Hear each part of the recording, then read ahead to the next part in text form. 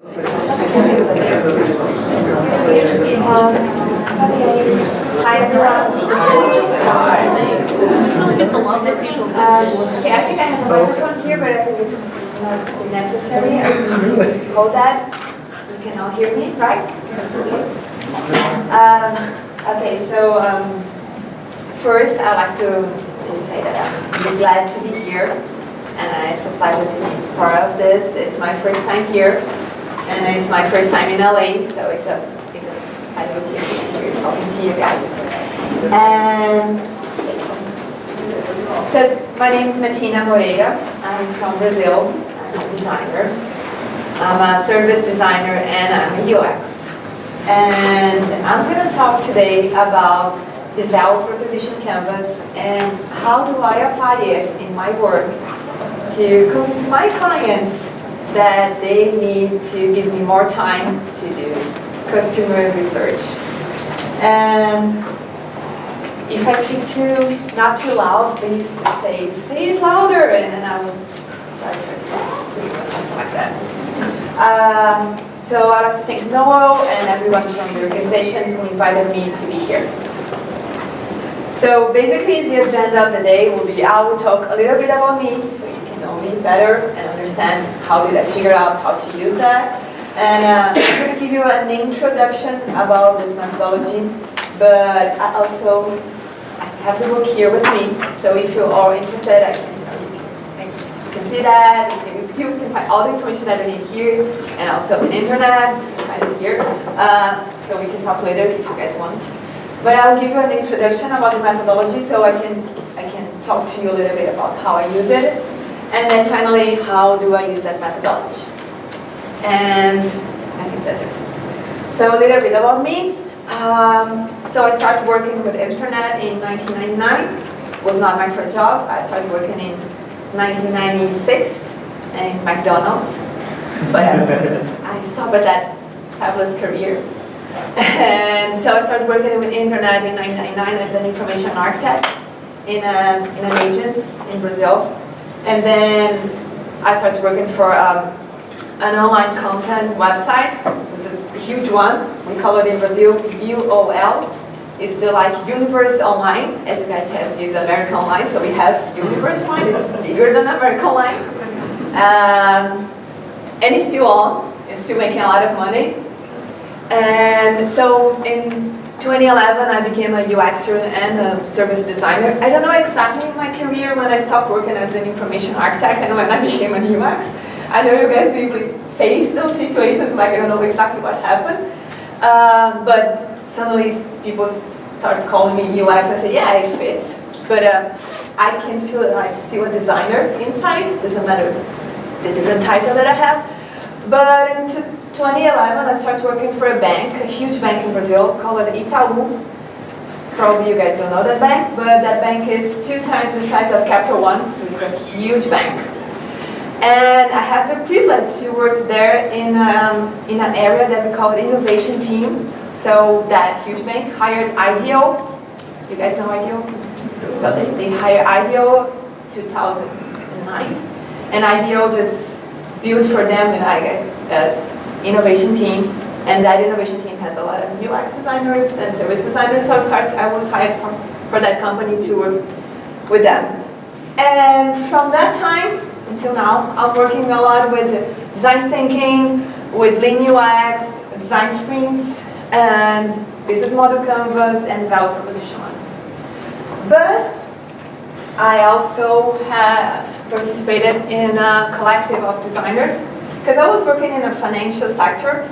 And when you work for a bank, sometimes you have the feeling that you're just like doing something that is not so good for the community in general, and you want to do something like, I want to do something to increase my community. And then I started work. I founded a collective of designers with 2 other friends. This is me, Luciana, and Natalie. And our mission is to learn as much as we can about design methodologies and translate that in a more simple way so we can teach early stage entrepreneurs or like people who just want to do something better in their business. So we teach them that methodology so they can improve their own business. We have done that in healthcare. We have done that for like students and for everybody who wants to learn a little bit. So we just try to translate that. It was something. It's a volunteer work. Usually we do not charge for that. So like we just want to share that with the community. It was something really pleasure that we were doing. And this presentation it's part of it. So I already made this presentation in Portuguese in Brazil, and in here in the United States just once. So that's my second time here doing that presentation. And so I'm going to talk briefly about Develop Proposition Canvas. And first of all, I want to know who's here have already tried this canvas.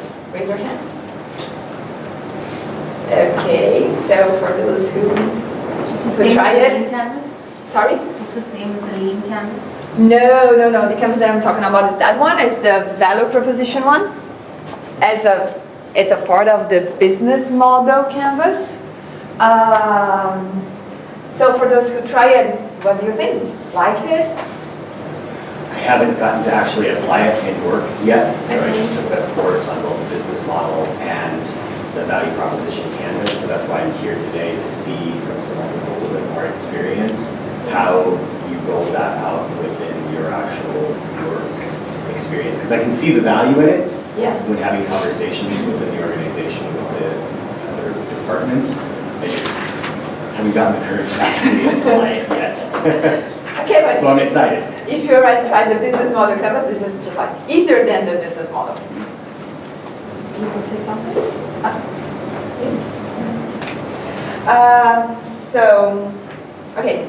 So I think it will be better if we understand that the business model canvas and the value proposition one, they were created by the same guy, so Alexander Osterwalder. And so he made the book, The Business Model Generation, in 2010. And then 4 years later, he made this one here, the value proposition design. But both books, they're well known more for as a canvas than a book. But they have a lot of information than inside the book. I strongly recommend that book. Okay, I already asked you about the value proposition, but who here has already tried the business model canvas? It's more popular. Okay, you guys like it? Don't like it? Like it? Had a good experience with that? Well, I have a background in business, and it's very easy for people to understand, and especially just for young people who don't understand like the whole picture. So I think it's very easy to use. Yeah, I think I'm a huge fan of Canvas because during that journey inside the bank, I had to work with a lot of people that have no idea what is design, but every time that you post a canvas in the wall, it makes a little bit easier for people to understand things. And every time that you put these things, these magical yellow things on everybody's hands, you have the feeling that we all have the same power. Okay, when you work in a financial industry, some people think they have more power because they deal with more money. It doesn't mean that they make more money, just like they deal with money. But if you just give the same instrument for everyone, you just give the same power, and it's easy for everyone to do that together, to collaborate. So let's see. So this is the business model canvas. It's a 9 blocks canvas. It's not that hard, and it's super easy to understand what it's supposed to do in each block, because the author, it makes a lot of easy questions, and you fill that up with this post-its. So it's super easy to put all the information there. And with the business model, what you gain from this, it helps you to create value for your business. So when Osterwald, he made it, it was a huge thing for, I think, not all for designers, but for business in general. But he realized that these two parts here, the value proposition and the customer segment, they're really important. So maybe he just put those things out and make a different canvas so you can focus on that before you start doing the business model. Because when you focus on the value proposition canvas, you create value for a customer. So before you start doing value for a business, you have to make sure that you're creating value for a customer so you can create value for your business. And I think in general, it's super easy to fill it up. And it's a very powerful tool to increase empathy. And for you to have a more broad view, just like you can see the big picture here related to your customer. So it's a simple square and a circle. And 6 questions basically that you have to answer. And why is it so important to understand how to create value for your customers? What is so important? So a few years ago, when I started working, companies used to create things and they want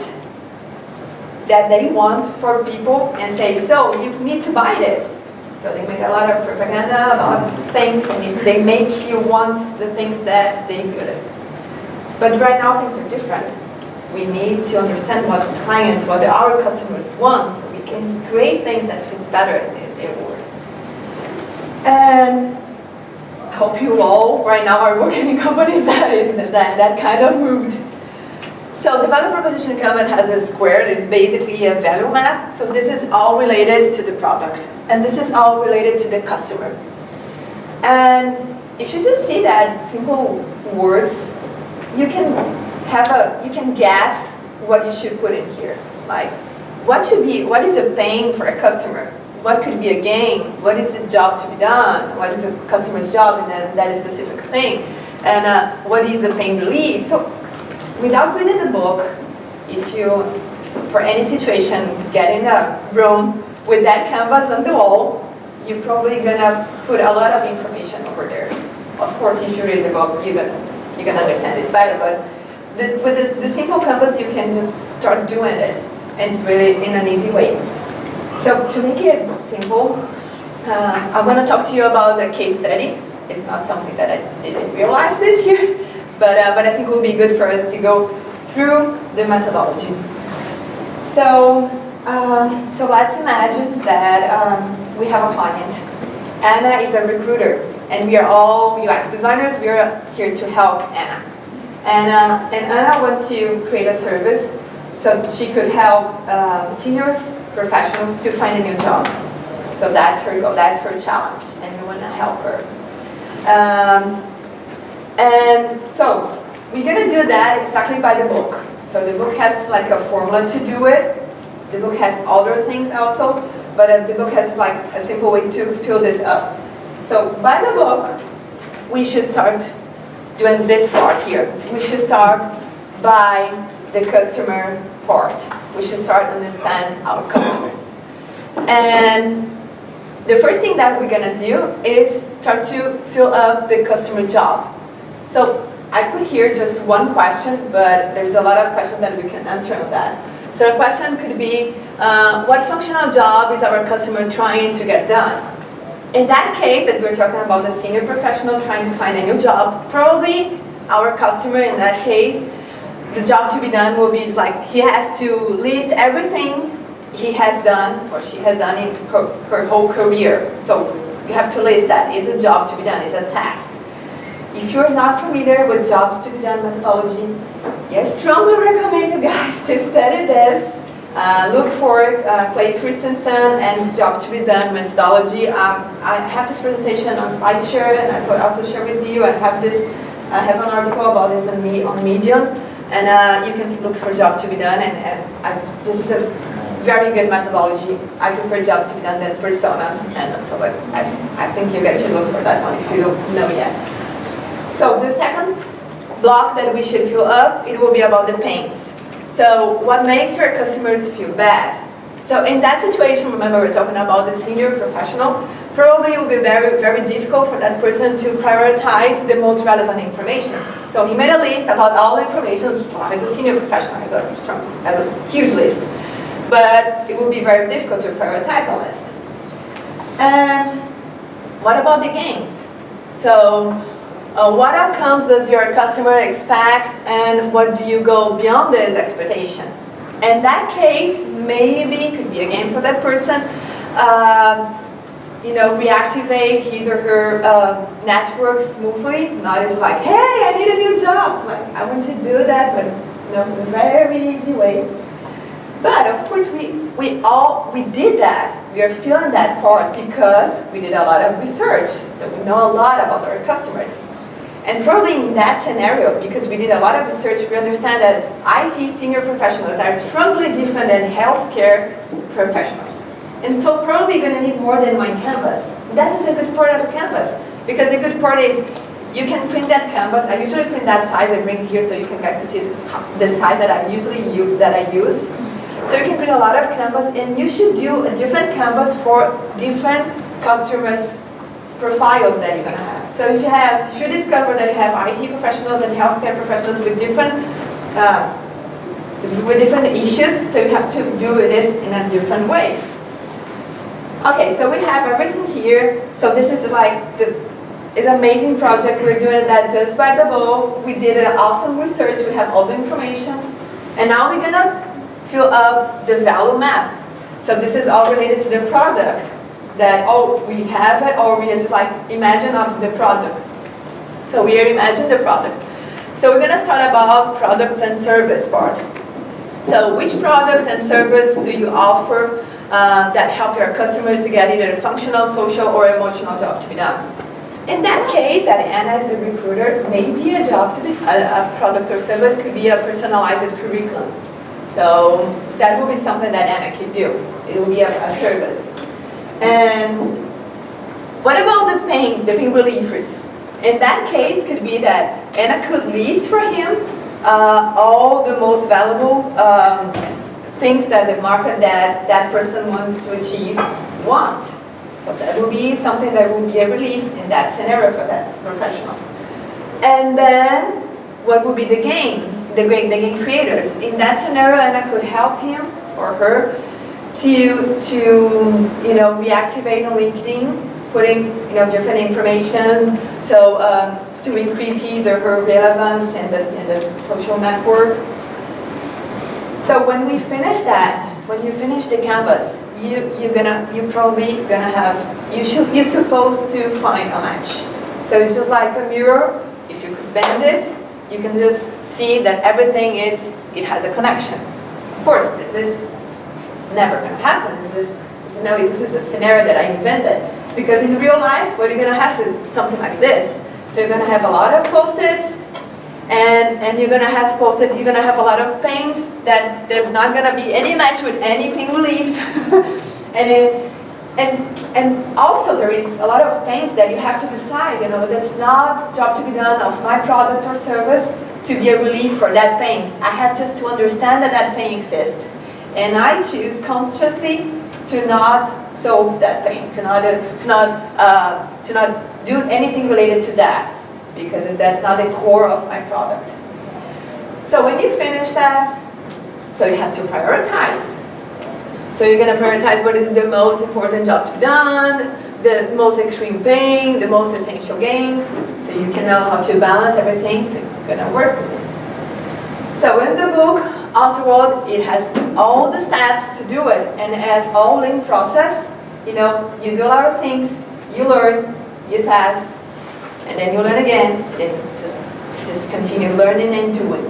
This is all the process. So if you want to learn more about the methodology, we can talk later, but now I'm going to talk about how I start to use that, how I start to use that canvas, help me convince my clients to use more time to do a research. And, okay, I have done this before here, and I have a good feedback, but I want to share with you guys how things usually work with me. Maybe it's just like, it's only me, but usually when I'm working and somebody just approach me and say, I have a job for you, and you're going to start a new project. And the client has just like a huge, incredible idea. So clients always have incredible ideas, and it's like, oh, this is a very good idea. And then I made a time frame, that everything that I need to do, and I put everything on, so we can discuss about it. And every time I present that, the client said, can you do that with less money? Can you do that with less time? And then this is something common here. You guys can face that? It happens? Okay. Feeling better. Sorry.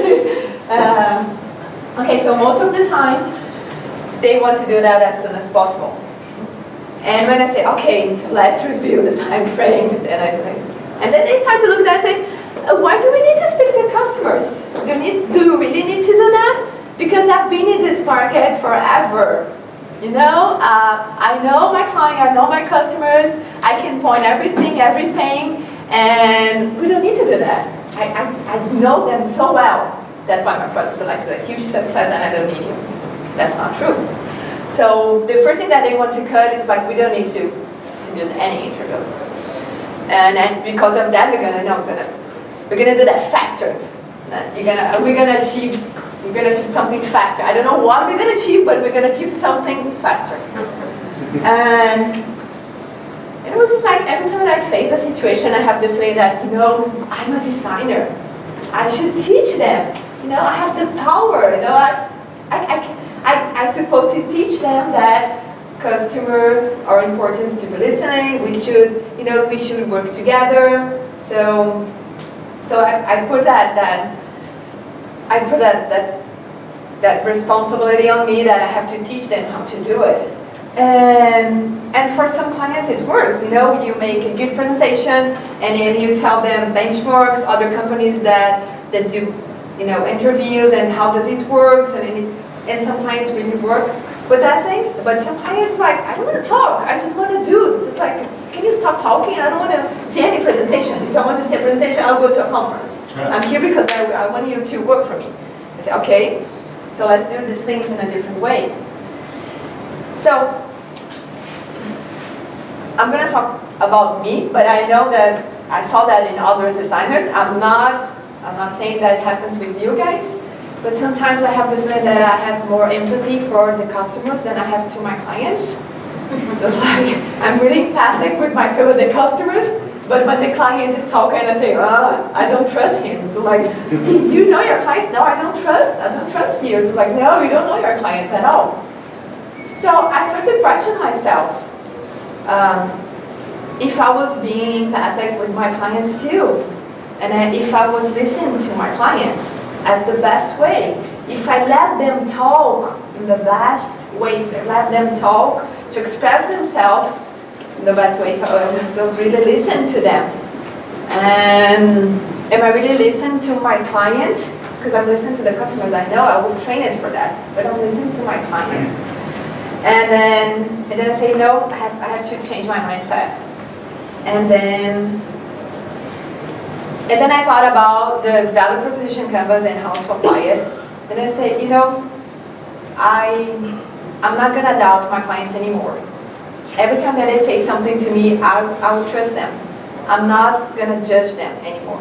If they say to me that they really know their clients, that they really know their customers, they really know the market, I will say, okay, I trust you, and I really trust them. Just I'm not saying that for marketing. I'm saying I trust them because when you say something that you mean, people really get it in another way. When you say something that you know is like trying to do it's a feeling. People get it, and I start to trust in them. So I bring the business model, the value proposition canvas to the first meetings that I have with the clients, and then I explain briefly the canvas with a few questions, just as I make with you guys here. And then I gave post-its to them. And then I say, can you present your product to me? Can you present your idea to me? Filling up that canvas in the order that you want. You don't have to follow any order.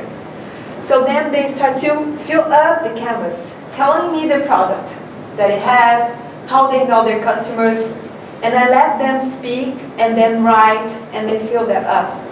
And usually, most of the time, what happens is that I have a canvas like that, with a lot of post-its on the product side, and with a few post-its on the customer side. But it has a few post-its here. So I look up those post-its and I say to them, thank you so much for sharing that with me, because their time is really valuable for them, and I know it's something important if they're working with me. It's something that you have to value from your clients, your customers. They are your customers, and at some point, clients and customers be confusing words. But I look at that and I talk to him just like, based on what you wrote here, based on what you fill up on the canvas, can I do some a few research, like 3 to 4 people. So we can complement what you already have here. So we can make sure that we don't have any blind spots during that journey. It's a simple word.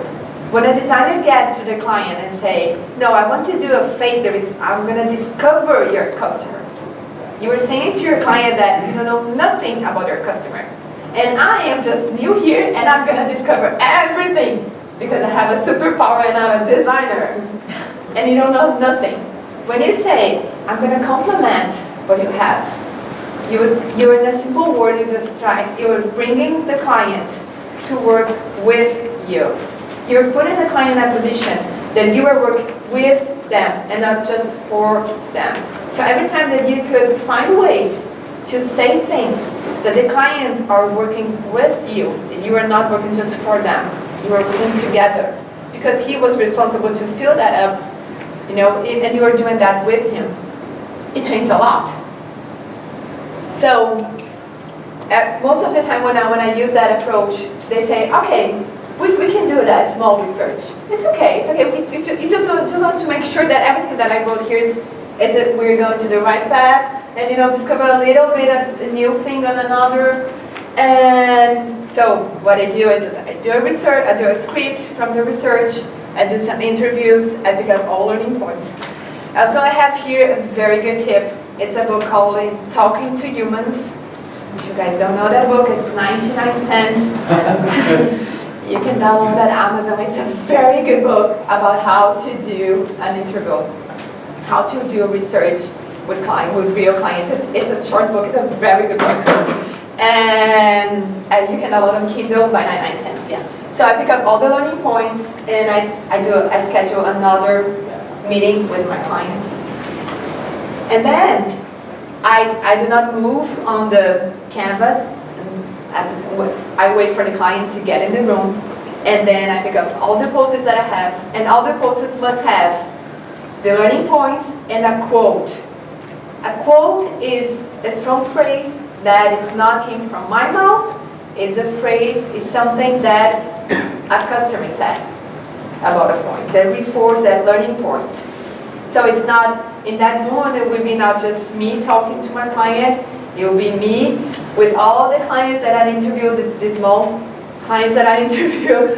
But so I put that on the canvas, and sometimes I just compliment. I put my new post-its, and it's just a compliment because if that client is working in that market for so long, probably something that person knows.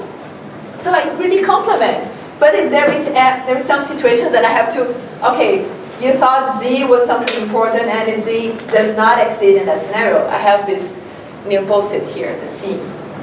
But it's not me talking to the client. It's like I am the voice of the customer speaking with that client. And when the client's like doing that process with me, he gets more open to that. He could see that talking to customers is something that could bring value to their product.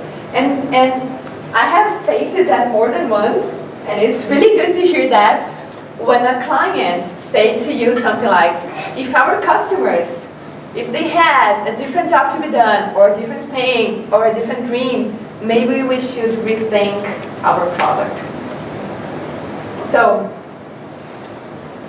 when I used to talk to my client and they say to me, I have that incredible product, and I say to him, no, that product will not work, and I want to change that, and I say that the client, he's wrong. It was just like I would start a fight with him. But when I accept that, when I embrace that in a good way, and then I say, no, let's just understand a little bit more about the customers. And when I make that client come with me to understand a little bit more about that client, about their customers. So I help him to see that there are other ways to solve the same problem. And so it's much better when someone realizes that every time that you want to teach something to someone, that you just draw the path and that person discover that by themselves. And that person teaches you. That person said that to you. This is the moment that that person really understands that. So this was my journey, and what I have to say just to finalize is that just keep calm and trust in the methodology. I think there's a lot of different methodologies that sometimes if we use it in a different moment in our journey, and we just let the methodology just go. Everybody around the methodology will understand that and will learn from the methodology. So, yeah, I think that's it pretty much. Any questions? Where in your process